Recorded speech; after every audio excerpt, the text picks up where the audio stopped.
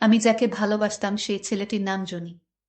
জনিও আমাকে খুব ভালোবাসতো, কিন্তু বাসর রাতে আমার জায়গায় আমার আপন বড় বোন। সেটা আবার কিভাবে সম্ভব? ছোট বোনের বাসর ঘরে বড় বোন, এটা কি বাস্তব নাকি কল্পনা? এই ঘটনা শোনার পর আমি কথা দিচ্ছি তোমাদের মাথা ঘোরাবে। তাহলে মূল ঘটনাটি বলি। মেয়েটির নাম অমি।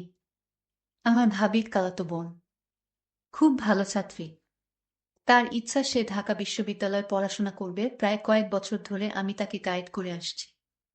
আমি যেভাবে পড়তাম ও সেইভাবে পড়তো। ওর একটাই কথা, যেভাবে হোক আপু আমাকে ঢাকা বিশ্ববিদ্যালয়ে পড়তেই হবে। সে বিজ্ঞানের ছাত্রী থাকা সত্ত্বেও মেডিকেল বা ইঞ্জিনিয়ারিং প্রিপারেশন নেয়নি, শুধুমাত্র ঢাকা বিশ্ববিদ্যালয়ে প্রিপারেশন নিচ্ছিল। তার একটাই কথা, আপু আমি আপনার সাথে থাকব। গতকাল যখন আমি তার সাথে কথা বলছিলাম, কত হাসি খুশি ভাবে সে কথা বলছিল আমার সাথে। আমার জন্মদিনে আমাকে উইশ করেছে আর বলছে, আপু আগামী বছর ঢাকাতে আপনার সাথে জন্মদিন পালন করতে চাই আপনার। আমি বললাম অবশ্যই পারবে। কয়টা দিন মনোযোগ দিয়ে পড়াশোনা করো। কিন্তু আজ দুপুরে হঠাৎ আমাকে ফোন দিয়ে উচ্চস্বরে কান্না শুরু করছে। আমি কিছু বুঝে ওঠার আগেই সে বলছে, আপু আমার জীবনটা শেষ হয়ে গেল। আমার সাথে কেন এমন হচ্ছে? আমার সামনে পরীক্ষা আর আজ আমার সাথে কি হয়ে গেল? আমি বললাম, কি হয়েছে আমাকে বল, কান্না করছো কেন? আমার কথা না শুনে সে বলল, আপু আমি ব্যাগ গুছিয়ে নিয়েছি, বাসায় চলে যাব আজকে। আমি বললাম, মাথা ঠান্ডা করো, আমাকে বল কি হয়েছে। সবকিছু খুলে বল, এমন করছো কেন? তখন সে কান্না করতে করতে বলে, আপু আমি আপনাকে বলিনি, তার জন্য সরি। আমি প্রায় অনেক দিন ধরে একটা ছেলেকে খুব ভালোবাসতাম, আমাদের নিয়মিত কথা হতো, দেখা হতো। আমরা ইয়ারমেট ছিলাম, একসঙ্গে পড়াশোনা করতাম। আমি বললাম, একসাথে বলতে তুমি তো গার্লস কলেজে পড়াশোনা করেছ। তখন সে বলে, আপু আমাদের কোচিং এ একসাথে পরিচয়। উদ্ভাসে পড়াশোনা করতো তারা। তারপর সে আমাকে বলে, আপু কয়েকদিন ধরে সে আমার সাথে খুব খারাপ ব্যবহার করছে। আমি কিছুই বুঝতে পারছি না। তাকে আমি এত বলছি, কি হয়েছে, আমার সাথে এমন করছো কেন? আমি কি ভুল করেছি? কিন্তু সে কিছুই বলছে না। আজ যখন আমি কোচিং এ পরীক্ষা দিতে গিয়েছি, তখন দেখি তার ফোনে আমার এক বান্ধবীর ফোন করেছে। তখন আমার একটু সন্দেহ হয়, ও কেন ফোন করবে। আমি নাম্বার দেখেছি বলে সে আমার সাথে অপরাধীর মতো তাকিয়ে মাথা নিচু করে। তখন আমার সন্দেহটা আরো মজবুত হয়। আমার ভেতরটা কাঁপছিল, আপু মনে হচ্ছিল পায়ের নিচের মাটি সরে যাচ্ছে। আমি রুমে এসেই আমার বান্ধবীকে ফোন দিয়েছি, তোর সাথে রাকিবের কি সম্পর্ক বলতো। তখন সে বলে, আমার সাথে ওর 2 বছরের রিলেশন। কথাটা শোনা মাত্রই বিনা মেঘে বজ্রপাতের মতো আমি ভেঙে পড়ে গেলাম, দু চোখ দিয়ে আমার অজস্র জল পড়ছে। আমি কান্না করছি দেখে আমার বান্ধবী কিছুটা বুঝতে পারছে, কারণ তার সাথেও প্রতারণা করা হলো। আপু মনি, আমি কল্পনা করতে পারতেছি না যে ছেলেটাকে আমি এত ভালোবাসতাম সে আমার সাথে এরকম প্রতারণা করবে। আমি কি করিনি বলেন আপু? তার মেসে রান্না হতো না, আমি রান্না করে তাকে খাওয়াতাম। গতকালই তার দুপুরে মিল হয়নি, আমি নিজে না খেয়ে আমার ওকে দিয়ে এসেছি। ও টাকা থাকতো না, আমি নিজেকে টাকা দিতাম। আমার মেসের সামনে এসে আমার কথা বলতাম, কিন্তু আজ দেখেন আমার সাথে কিভাবে প্রতারণা করলো। তখন আমি বললাম, দেখো যে প্রতারক, যে মিথ্যাবাদী, তার জন্য তুমি কেন কান্নাকাটি করছো? বরং তোমার আজ আনন্দ করার কথা। তুমি একজন প্রতারকের মুখোশ উন্মোচন করেছে। তোমার সাথে অনেক কিছুই হতে পারত, তারপরও যদি তুমি জানতে সে প্রতারক, তাহলে কি করতে বল? তখন সে আমাকে বলে, আপু আপনি ঠিক বলেছেন, সে আমাকে অনেক দিন প্রস্তাব দিয়েছে দূরে কোথাও যেতে, ঘুরতে যেত। কিন্তু আমি যাইনি। আমি বলেছি আমার পরীক্ষার পরে কোথাও ঘুরতে যাব। তারপর আপু আমি কি করব? আমি পারছি না, আমি এখান থাকলে মরে যাব, আমি বাসায় যেতে চাই। আমি তাকে অনেক করে বুঝালাম, দেখো ভুল করা যাবে না। একটা ভুল করেছো, নেক্সট আমি আর তোমাকে ভুল করতে দিব না। বাসায় যাওয়ার চিন্তা মাথা থেকে বাদ দাও। আর মাত্র 10 দিন আছে, ভালো করে পড়তে হবে। তোমাকে চান্স পাইতেই হবে। একটা জিনিস ভেবে দেখো, ও চাইছিল তোমাদের দুইজনকেই হাতে রাখতে। ও একটা কথা বলি, আমি ওই মেয়ে আসলে কয়েকদিন আগেই বিউপিতে চান্স পেয়েছে। যেহেতু এর এখনো কখনো কোথাও পরীক্ষা হয়নি, তখন সেই ছেলে ভাবছে এই মেয়ে বিশ্ববিদ্যালয়ে চান্স পেয়েছে, তাই তার সাথে রিলেশনটা কন্টিনিউ করব। এর সাথে যেনতেনভাবে খারাপ ব্যবহার করব। আমি ওকে বললাম, দেখো তুমি যদি ঢাকা বিশ্ববিদ্যালয়ে চান্স পাও, সে কিন্তু তোমার পেছনে লাগতো, তোমাকে ছাড়তো না। তুমিও তার মুখোশ উন্মোচন করতে পারতে না, কিন্তু তুমি একজন প্রতারকের সাথে জীবন যাপন করতে। আমি তোমাকে বলছি, আজ তোমার ঈদের দিন, তোমার সবথেকে খুশির দিন হওয়া উচিত। যে একজন মিথ্যাবাদী, বেঈমান, স্বার্থপর প্রতারকের মুখোশ উন্মোচন করেছে, নিজের জীবনকে বাঁচিয়েছে। এর মধ্যেই তার বান্ধবীর ফোন এসেছে। তার বান্ধবী বলছে, জুনি আমার বাসার সামনে এসে দাঁড়িয়ে আছে। আমার বড় বোন এভাবে আমাকে বুঝাতে লাগলো, কিন্তু আমার মন কিছুতেই বুঝে উঠতে পারছে না। আমি আপুকে বললাম, ওই ছেলে আমার সাথে কত ভালো ব্যবহার করত, আজ এমনটা কেন করলো? আপু, আমি কিছুতেই বুঝতে পারছি না। জনি আমার জন্য আমার প্রিয় খাবার নিয়ে আসতো প্রতিদিন। আমি রাগ করলে সে আমার রাগ ভাঙাতো। সে আমার সাথে এরকম প্রতারণা করতে পারে, এটা আমার বিশ্বাস হচ্ছে না। আপু, আমি জনিকে ছাড়া বাঁচব না। যে করে হোক ওকে আমার চাই আপু। আপু, তুমি আমার মায়ের সমতুল্য, তুমি আমার কথাটা রাখো।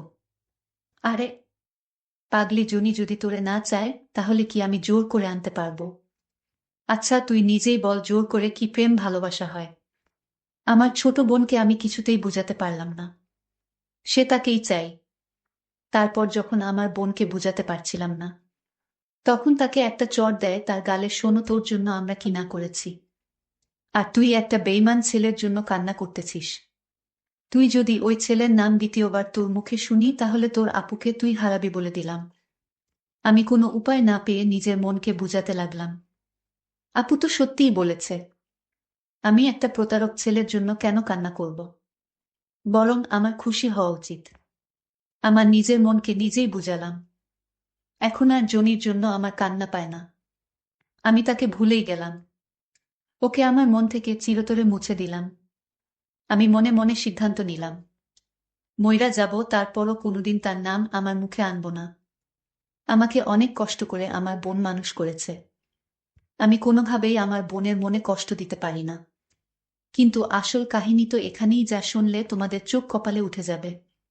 যাই হোক, এভাবে প্রায় 2 বছর চলে গেল। আমি তো ভুলেই গিয়েছিলাম আমার বড় বোনের পরিচয় দিতে। আমার বড় বোনের নাম শায়লা। আমার বড় বোন অনার্স শেষ বর্ষে পড়িতেছে। আমার পরিবারের মধ্যে সবার বড় হচ্ছে আমার বোন। আমার বাবা পোস্ট অফিসে চাকরি করে। আমার বড় বোনের বিয়ের কথা চলছিল।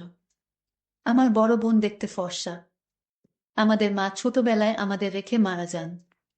তাই বড় বোন আমাকে মায়ের আদর দিয়ে বড় করে তুলেছেন। আমার বড় বোনের অনেক স্বপ্ন আমাকে নিয়ে। আমাকে লেখাপড়া করিয়ে ভালো ঘরে বিয়ে দিবে। আমি যেন সুখে শান্তিতে থাকতে পারি, সেই জন্য আমার বোন এখনো বিয়ে করেনি। আমার বোনের স্বপ্ন ছিল একজন বড় ডাক্তার হবে। কিন্তু ডাক্তার হওয়ার ইচ্ছাটাই শেষ হয়ে গেছে শুধু আমার জন্য। যাই হোক, আমার বড় বোনকে বিয়ে দেওয়ার জন্য আমার বাবা পাত্র খোঁজাখুঁজি করতেছে, কারণ আমার বোনের বয়স হয়েছে। তখন আমার বাবা আমার বড় বোনের জন্য, আমার বোনকে আমাকে না দেখিয়ে, আমার বাবা আমার বোনের জন্য পাত্র ঠিক করে ফেলেছে। বাবা বলল, মা, ছেলেটি অনেক ভালো, এ যুগে এরকম ছেলে পাওয়া বড় মুশকিল। তাই মা, তুই আর কোনো চিন্তা না করে আমি যার সাথে বিয়ে ঠিক করেছি তাকে বিয়ে করে নে। আমি বাবার কথা ফেলতে পারিনি। বাবা, ঠিক আছে, তোমার যখন ছেলে পছন্দ হয়েছে তাহলে আমার আর কি পছন্দ আছে? তোমার যা ভালো মনে হয় তাই করো বাবা। আপু, তুই ছেলেটিকে না দেখে রাজি হয়ে গেলে আপু? আরে পাগলি, আমার বাবা অবুঝ না। আমার বাবা অবশ্যই আমার জন্য ভালো ছেলের ব্যবস্থা করেছে, এটা আমার বিশ্বাস। কারণ কোনো বাবা চায় না তার মেয়ে তার স্বামীর ঘরে গিয়ে অশান্তিতে থাকুক। আপু, তুই সত্যিই মহান। আসলে এরকম আপু পাওয়া ভাগ্যর ব্যাপার। কিন্তু কিছুদিন পর আমার আপুর গায়ে হলুদ অনুষ্ঠান শুরু হলো। পরদিন বর আসবে। আমার আপু আমাকে ছেড়ে চলে যাব। সেই ব্যথা আমার সইছে না। যে তুই কান্না করিসনি, আমি তো আর চিরদিনের জন্য চলে যাইতেছি না। এভাবে আপুর বিয়ের সমস্ত অনুষ্ঠানের অবসান হলো। আপুকে বরযাত্রীর গাড়িতে উঠিয়ে দিয়ে কান্না করতে লাগলাম। আমার বাবা আমাকে জড়িয়ে ধরে কান্না করতে লাগলো। আপুর বাসর রাতে যখন তার স্বামীর জন্য গোমটা দিয়ে বসে আছে, তখন তার স্বামী মানে আমার দুলাভাই বাসর ঘরে ঢুকল। যখন তার গোমটা সরালো, আপু তার বরের মুখ দেখে থমকে যায়। হায় আল্লাহ, এটা কিভাবে সম্ভব? আমি একাকে বিয়ে করেছি যে কিনা একটা প্রতারক। আমার আর চিনতে বাকি রইল না। যে জায়গায় আমার ছোট বোন থাকার কথা, আর সেই জায়গায় আমি কিছুতেই মানতে পারবো না। আমি জনিকে বললাম, তুই হাত সরা। তুই আমার বোনকে যে কষ্ট দিয়েছিস, তুই আমার বোনের সঙ্গে যে প্রতারণা করেছিস, তোকে আমি স্বামী হিসেবে কিছুতেই মেনে নিতে পারবো না। জনি বলল, কি হয়েছে তোমার? আমি তো কিছুই বুঝতে পারছি না। তোর বোঝা লাগবো না। তোকে একটা প্রশ্ন করি, তুই কলেজে কোনো আইরিন নামের মেয়ের সাথে প্রেম করছিলি, তাকে ভালোবেসে তোর স্ত্রী করে ঘর বাঁধার স্বপ্ন দেখিয়েছিলি। হে, করেছিলাম। সেটা তো অতীত, এটা তুমি কি করে জানলে? আমি জানবো না, কে জানবে? আমার বোন যখন তোকে ভালোবাসতো তখন আমাকে বলেছিল, তোর প্রশংসা করেছিল।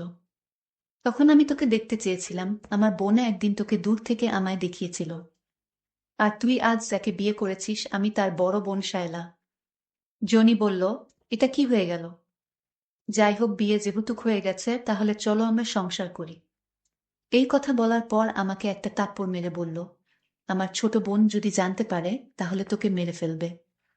আর আমি যাকে মায়ের আদর দিয়ে বড় করেছি, তার প্রতিটি স্বপ্ন পূরণ করেছি, সেখানে আমার ছোট বোনের প্রেমিকের সাথে আমার বিয়ে, এটা আমি মরে গেলেও মানতে পারবো না। আমি আজই বাসায় চলে যাব। তখন খুব করুণ সুরে জনি বলল, ঠিক আছে, বাসায় যাও, আমি মানা করব না। তবে এর সমাধান দিয়ে যাও। এর সমাধান আর কি হবে? আমি চলে যাব। আচ্ছা, আমার একটা কথা লাগবে। কি কথা? আপু, আপনার পায়ে পড়ি, আপনি আমাকে ক্ষমা করে দিন। আমি ভুল করেছি, আপনি আমাকে ক্ষমা করে দিন। ঠিক আছে, ক্ষমা করতে পারি, কিছু শর্ত আছে, যদি মানিস তাহলে। কি শর্ত? আমি তোমার সব শর্ত মানতে রাজি আপু। শোনো তাহলে, আমি আমার ছোট বোনকে তোমার হাতে তুলে দিব, তুমি কি রাজি? আপু, আমি সত্যি আল্লাহর কিরা, আমি রাজি। যেদিন আমি আপনার বোনের সাথে যোগাযোগ বন্ধ করেছি, সেদিন থেকেই আমার মনে কোনো শান্তি নেই। তারপর আমার ছোট বোনকে ফোন করলাম। আমার ছোট বোন আমার পাশে তার ভালোবাসার মানুষকে দেখে কান্না করা শুরু করে দিয়েছে। জনিকে বললাম, দেখেছ আমার বোন তোমাকে কতটা ভালোবাসে, এখনো ভালোবাসে। তারপর আমি আমার ছোট বোনকে বললাম, উঠ বোন, আর কান্না করিস না। আজ যে আমার স্বামী, সে তোর ভালোবাসার মানুষ, তোর ভালোবাসার মানুষকে তোর হতে তুলে দিলাম। আপু, তাহলে তোমার কি হবে? দূর পাগলি, আমাকে নিয়ে তোর চিন্তা করতে হবে না। তোরা সুখে থাকলেই আমার সুখ। আসলে এরকম আপু পাওয়া খুব কঠিন বর্তমান যুগে।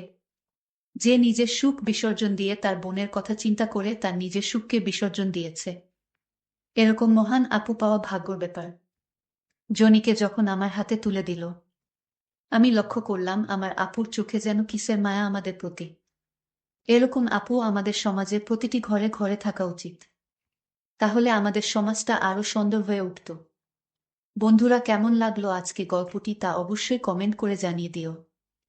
বন্ধুরা, এরকম নতুন নতুন গল্প পেতে আমাদের চ্যানেলটিকে সাবস্ক্রাইব করে পাশে থাকবেন। ধন্যবাদ। কারণ আমরা আপনাদেরকে জন্য প্রতিনিয়ত গল্প নিয়ে আসব। আরেকটি কথা, তোমরা কোনো ধরনের গল্প শুনতে ভালোবাসো তা অবশ্যই কমেন্ট করে জানাবে। তাহলে আজকের মতো এখানেই বিদায় নিলাম। দেখা হবে নতুন কোনো ভিডিও নিয়ে। সেই পর্যন্ত সবাই ভালো থাকবেন। ধন্যবাদ।